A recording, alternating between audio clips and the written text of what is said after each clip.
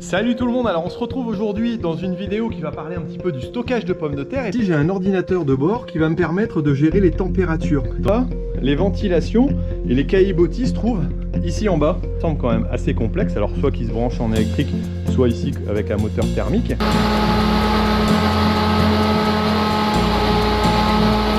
faut savoir que c'est une huile essentielle d'orange. D'ailleurs, ça a une très bonne odeur. Tout à fait, ouais. C'est une odeur.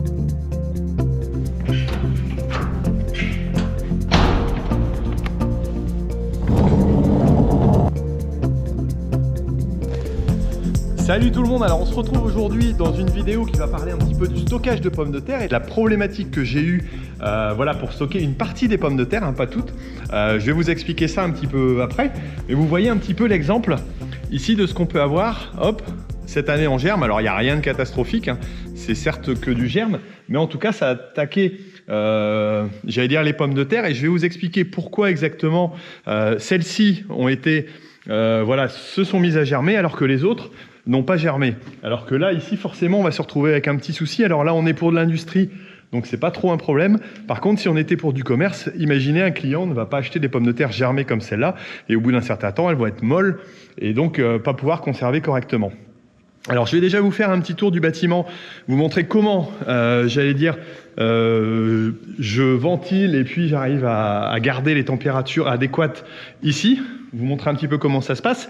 Et puis on va faire une intervention de thermonébulisation juste après, qui va vous permettre de comprendre ce que c'est que la conservation des pommes de terre, pourquoi, et j'aurai même un technicien qui va pouvoir répondre à quelques-unes de mes questions un peu plus techniques à la fin de cette vidéo, pour comprendre voilà, pourquoi j'ai eu cette problématique-là, de l'autre côté j'en ai pas eu, et quelle est la solution aussi la moins onéreuse pour pouvoir faire ça, parce que c'est intéressant quand même, ça a un coût. Allez, on va regarder déjà la ventilation.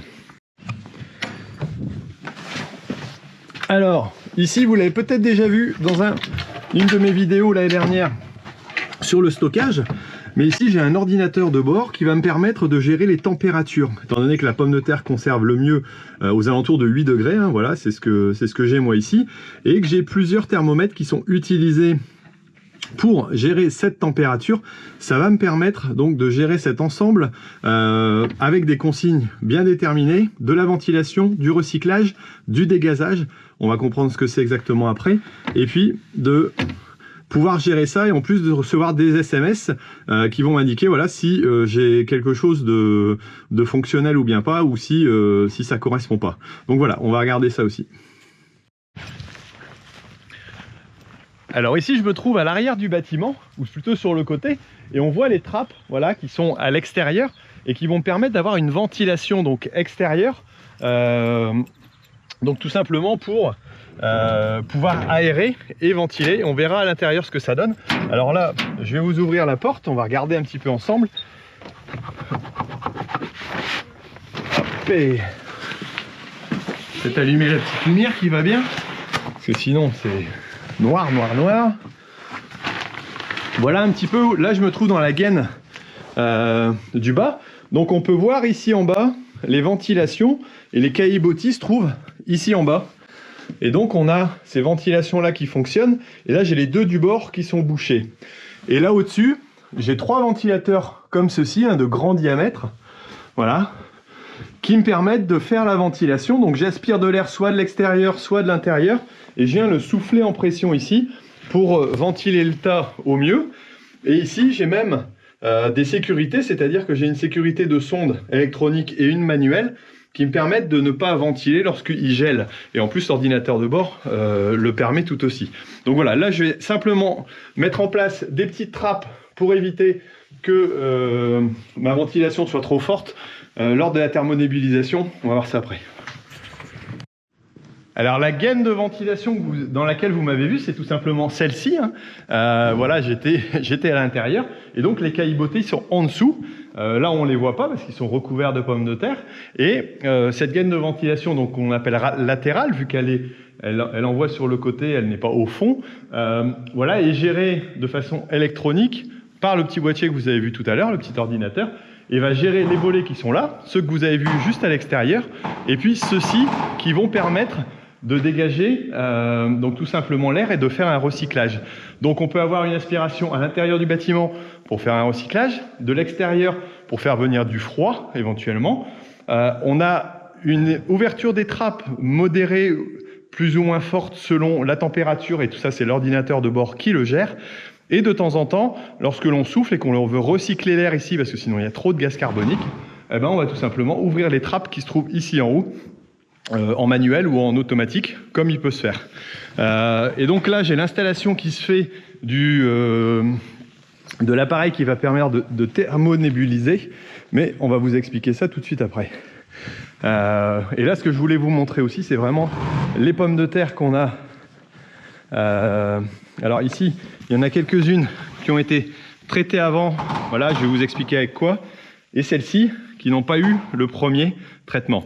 Alors, c'est une problématique parce qu'avant, on avait droit au CIPC, donc un produit qui permettait, lors de la récolte, d'être mis sur la pomme de terre et de garder donc cette pomme de terre en fonction des quantités qu'on avait mis un certain temps sans germe, et donc d'avoir une pomme de terre vraiment de qualité pour la revente. Mais ce produit est interdit depuis l'année dernière, donc c'est une problématique. Donc on va voir pourquoi je thermonébulise, ce que j'ai fait auparavant, et puis comment on peut peut-être gagner un petit peu économiquement, parce que c'est quelque chose qui revient très cher quand même.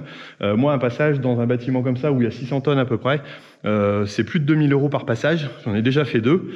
Pour pouvoir maintenir plus tard encore pour la récolte, j'en ai encore un à faire. Donc c'est vrai que c'est un coût qui n'est pas donné. Mais bon, on va voir ça un petit peu comment ça se passe et voir comment on arrive à ne pas avoir de germes par rapport à l'autre côté.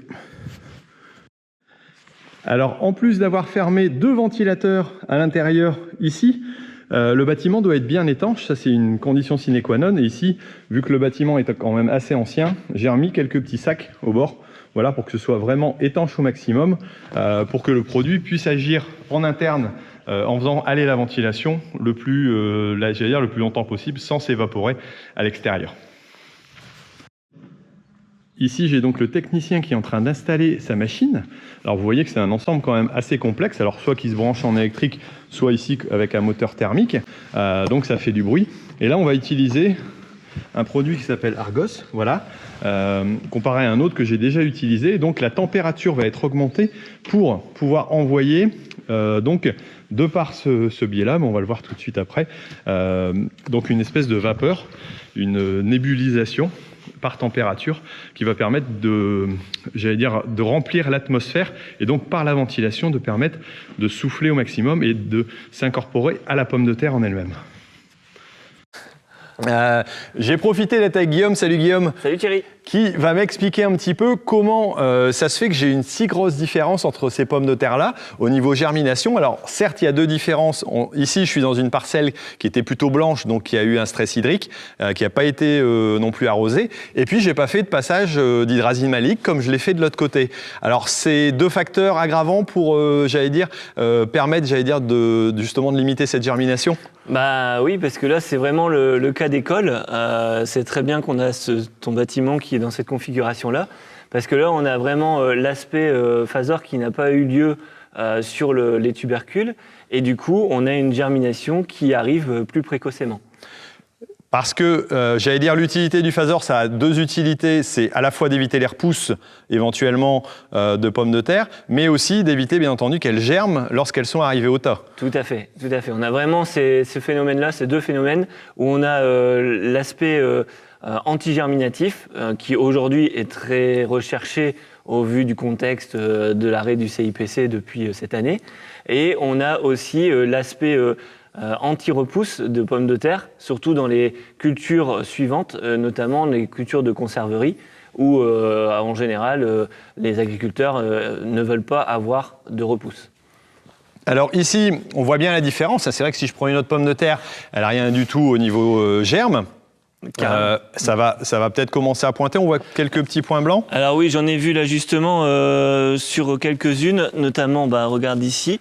Tu vois, ouais. Là, on a vraiment l'aspect germination qui est en train d'arriver. Donc là, c'est le phénomène normal de sa croissance au niveau de l'âge physiologique. On arrive sur une pomme de terre qui vieillit, qui revient dans son cycle végétatif et du coup qui demande à repointer ou à regermer. Ok, donc ici, si je veux pouvoir conserver, j'allais dire, dans cette partie-là, j'ai réussi une bonne conservation avec une hydrazine malique. On va l'expliquer juste après, on va laisser démarrer la thermonébulisation, mais on va expliquer juste après. Voilà l'intérêt. Mais moi, mon intérêt, c'est d'avoir une pomme de terre qui n'est pas germée, mais aussi que ça me revienne un petit peu le moins cher possible, parce que quelque part, les différentes interventions, ça a forcément un coût supplémentaire par rapport à ce qu'était le CIPC.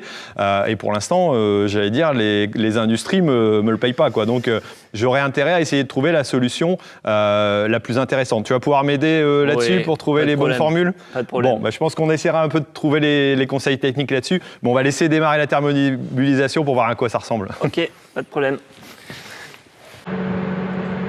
Alors là, on peut voir les volets donc, qui ont été ouverts tout simplement, qui sont en cours d'ouverture. Alors je vais aller les refermer, c'était simplement pour vous montrer comment ça fonctionnait.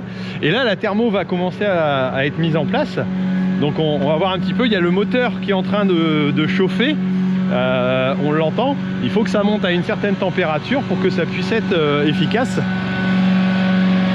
On va aller voir un petit peu à quoi ça ressemble.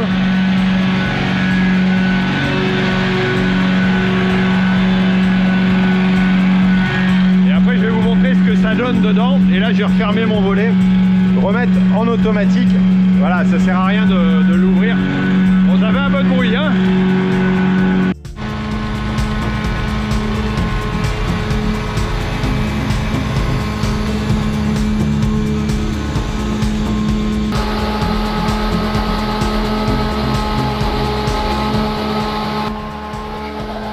Alors là, on voit le remplissage qui se fait tout doucement. Voilà, on va bientôt sortir. Mais comme le produit est, j'allais dire, inoffensif pour l'homme, il n'y a pas de souci.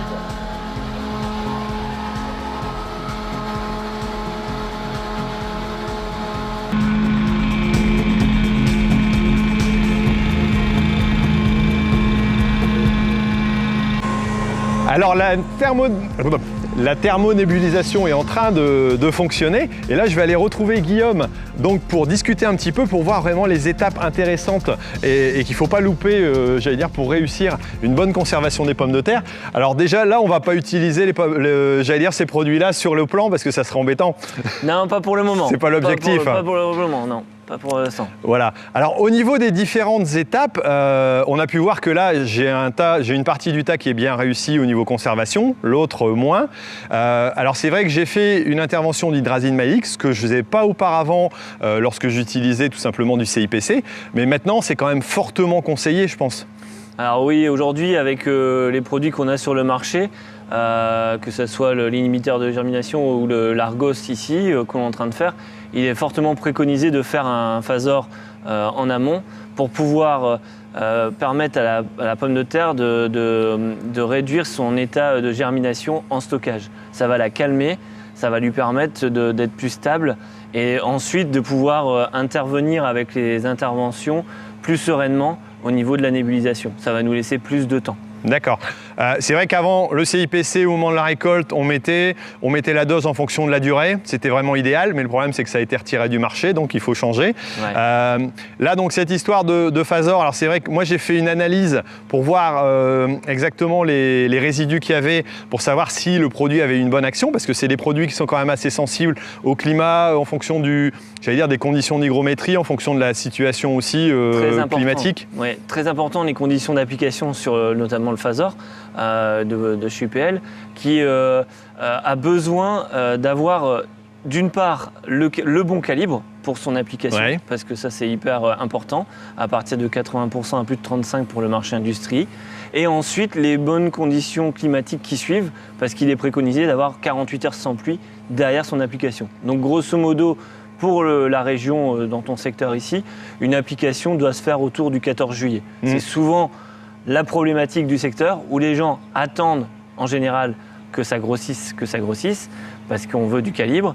Mais dans ces cas-là, on a une plante qui entre en sénescence, donc qui perd sa vigueur. Donc elle va moins capter le produit et moins l'amener au tubercule, quoi. Tout à fait, elle va moins capter, on va avoir des tiges qui vont partir en sénescence, qui vont commencer à faner, il y aura moins de circulation de sève et le produit va être moins bien véhiculé. C'est pour ça qu'une intervention plus précoce est toujours mieux que trop tardive pour la réussite du traitement final. Ça a deux actions, ralentir la germination, mais aussi empêcher éventuellement les repousses.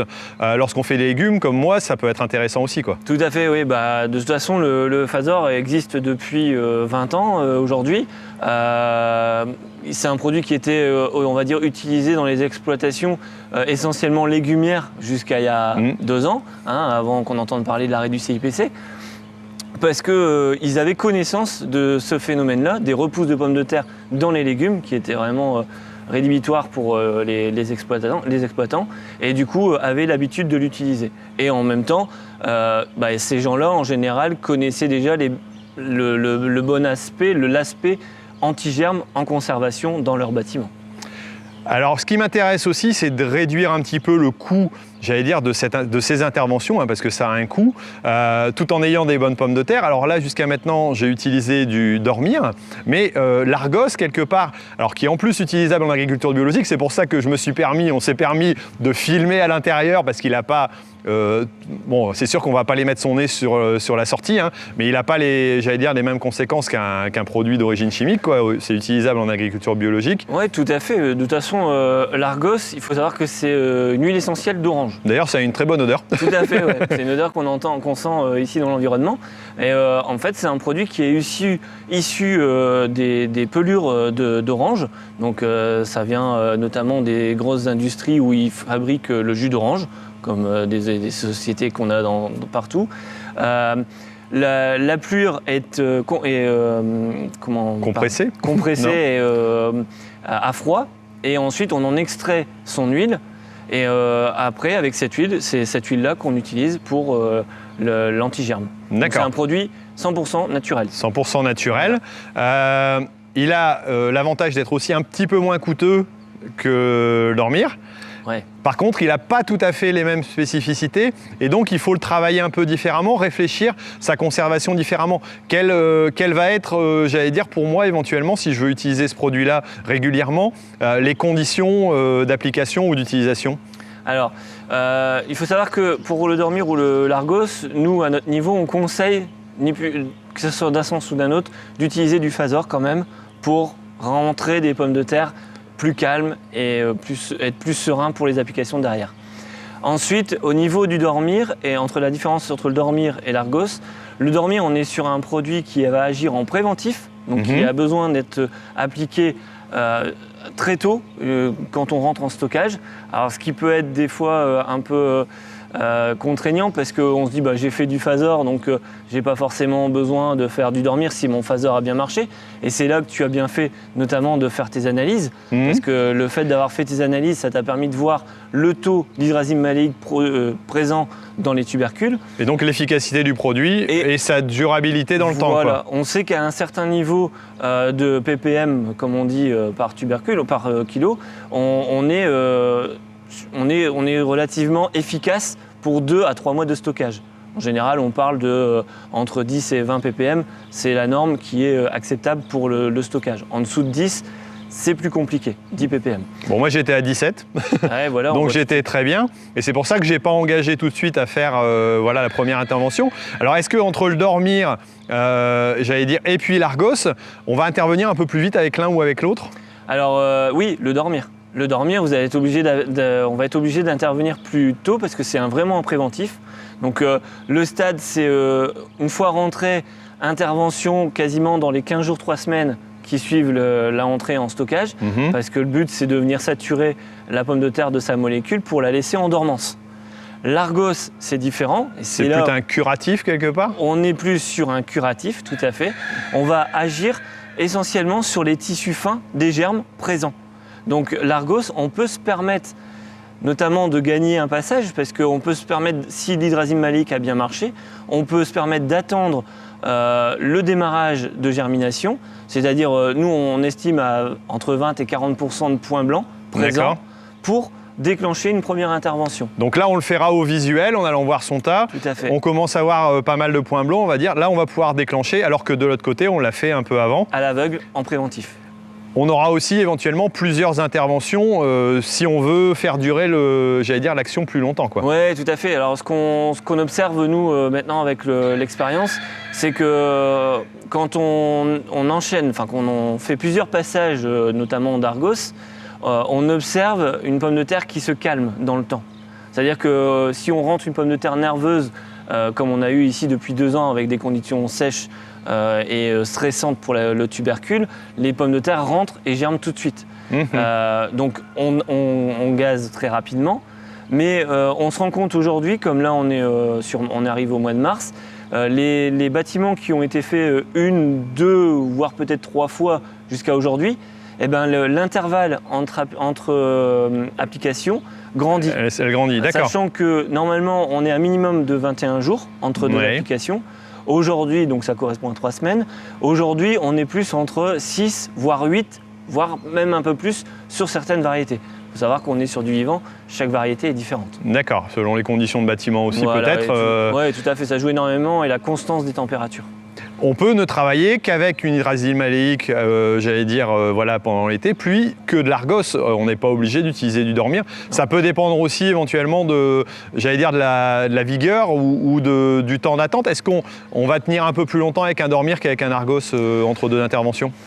Ça dépend les bâtiments, ça dépend de la constance de température. Si on a un bâtiment où on sait tenir une constance de température de l'ordre de 7 à 8 degrés, qui est la température de stockage idéale, on a des délais entre applications qui sont équivalents. Ça va tourner entre 6 et 8 semaines. Là où c'est plus compliqué, c'est quand on a des variations de température. D'accord. Mais pour les 2 produits, c'est une contrainte. Parce que la pomme de terre se réveille, donc pour le dormir, c'est contraignant. Et pour l'Argos, ça redémarre plus vite, donc il faut réintervenir un peu plus vite.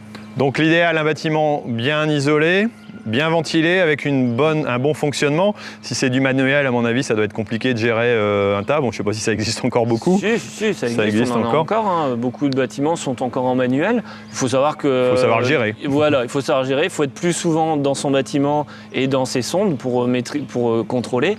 Maintenant, c'est sûr que quand on a un bâtiment tout automatisé, on peut tout régler, quoi. Les deltas, les températures extérieures, intérieures, couloirs et gaines, c'est comme ici, j'ai l'avantage d'avoir ça. Faire attention à ce que le produit ne s'échappe pas non plus, donc si possible, il faut que ce soit le mieux fermé possible, bien étanche. On est sur des produits qui sont assez volatiles aujourd'hui, plus volatiles que le CIPC auparavant. Donc il faut savoir que au plus le bâtiment sera hermétique, au meilleur sera l'efficacité, quoi. C'est sûr. Ok. Bon, je pense que j'ai à peu près tout comme renseignement. Moi, je pense que je vais rejeter un œil pour finir la vidéo un peu plus tard pour aller voir l'effet que ça a eu au niveau du tas. Donc, je vais repasser d'ici quelques jours pour faire la conclusion de cette vidéo. C'est vrai qu'il y en a peut-être qui ont remarqué, qui ont dit, tiens, mais pourquoi on utilise des produits pour la conservation? Mais c'est aussi parce que le consommateur, l'industrie aussi, ne va pas accepter des germes à un moment donné. Et puis, ça va forcément aller pomper sur la pomme de terre, la ramollir et baisser sa qualité. Tout à fait. Et aujourd'hui, on en a l'expérience. On a beaucoup de négociants ou d'industriels qui nous appellent pour intervenir parce qu'ils ont une problématique au niveau du consommateur final qui se retrouve avec des pommes de terre quand ils arrivent chez eux qui commencent à germer très rapidement. Donc ces produits naturels permettent, notamment cet Argos, permet d'intervenir au plus proche de la commercialisation parce qu'on a un délai... Parce qu'on peut l'utiliser très rapidement derrière. Voilà, on a un délai de commercialisation derrière application de 3 jours. Donc ce qui permet d'avoir une efficacité rapide, parce que tu vas voir au bout de quelques jours, tu vas voir les germes qui vont être nécrosés. Ils ne vont pas disparaître, mais ça va être nécrosé. Et quand les pommes de terre vont être retravaillées, le germe va tomber. Et mettre en commercialisation pour le consommateur final. Donc ça veut dire aussi que pour la pomme de terre de consommation, on va pouvoir tenir, j'allais dire, pour que le consommateur puisse l'avoir chez lui, conservé un peu plus longtemps, j'allais dire en plus dans des conditions souvent de conservation qui sont compliquées parce que c'est de la température, ça peut être conservé à la température ambiante. Et donc ça, c'est aussi j'allais dire un avantage pour le consommateur et puis aussi le vendeur qui ne va pas se retrouver avec des sacs qui vont revenir parce que tout à coup ils ont germé en 2 semaines, quoi. Tout à fait. C'est exactement ça. Ok, bon merci, moi je vais reprendre la vidéo derrière et puis en tout cas on va préparer la saison prochaine au niveau du plan. Tout à fait, voilà. Il y a de quoi. Il y a de quoi faire, merci. Merci à toi. Et hop, là je vais couper la ventilation. Donc là ça fait à peu près 1 heure que c'est terminé. Alors on le voit pas, mais il y a une bonne petite odeur d'orange, ce qui est plutôt sympa parce que c'est vrai que d'habitude les produits sont plutôt voilà, des produits qui ont des odeurs moins agréables que ça. Et donc là, entrée interdite avant le 22-03, voilà, à 16h30, date de la fin de la thermonébulisation. Donc voilà, il faut que j'attende donc 48 heures avant de réentrer dans dans le bâtiment. Et ça, c'est préférable au niveau tout simplement du suivi. Voilà, on repassera un petit peu après pour finir la vidéo pour regarder ce qui se passe dans le bâtiment après. Salut, alors on se retrouve ici au bâtiment. Je suis parvenu depuis. Voilà, hop, on va aller jeter un œil à l'intérieur, ce que ça donne. Il y a encore une petite odeur d'orange qui est là derrière. Je vais pas ouvrir tout. Hop. Ah ouais, il y a même une bonne odeur d'orange qui est là derrière. On va aller voir un petit peu les germes. Alors sur les grosses pommes de terre, à mon avis, l'action va être compliquée. On n'est pas encore tout à fait arrivé à terme de l'action du produit. Je vais plutôt aller voir voilà, sur celle qui n'était pas trop avancée.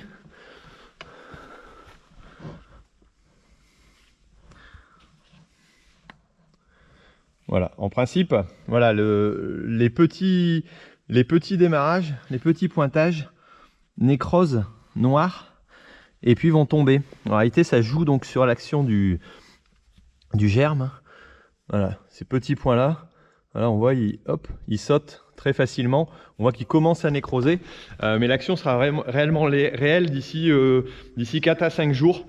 Donc c'est là où on pourra compléter. Alors je vous montre quelques photos voilà, de l'action qui a pu être faite sur certaines pommes de terre. On voit bien le germe qui est noirci, voilà, le tour du germe qui se nécrose et donc qui va finir par tomber tout simplement par action automatique, hein, parce que ce produit a cette action-là. Mais c'est sûr qu'ici, sur la partie qui était fortement germée, il aurait fallu faire une intervention plus précoce auparavant et puis surtout voir un petit peu un autre système. Bon bah écoutez, voilà, je vous laisse pour cette vidéo. Tiens, si vous posez la question de savoir ce que j'ai à mes oreilles, je vous expliquerai ça un peu plus tard. C'est un nouveau casque qui bouge pas les oreilles, c'est plutôt sympa, par conduction osseuse. Mais ça, je vous l'expliquerai la prochaine fois. En tout cas, si vous avez apprécié cette vidéo, n'hésitez pas. Vous pouvez aller voir aussi le site. Tiens, je vais vous mettre les informations pour des renseignements ici en dessous. Donc dans les commentaires pour pouvoir tout simplement avoir plus de renseignements sur ce type d'organisation, j'allais dire cette thermonébulisation et donc cette conservation des pommes de terre avec l'absence du CIPC, parce que c'est vrai que c'est quand même une question importante voilà, qui se pose. Bon bah, écoutez, moi je vous laisse et je vous dis à bientôt pour d'autres vidéos sur l'agriculteur d'aujourd'hui, parce que l'agriculture mérite d'être expliquée. Allez, ciao.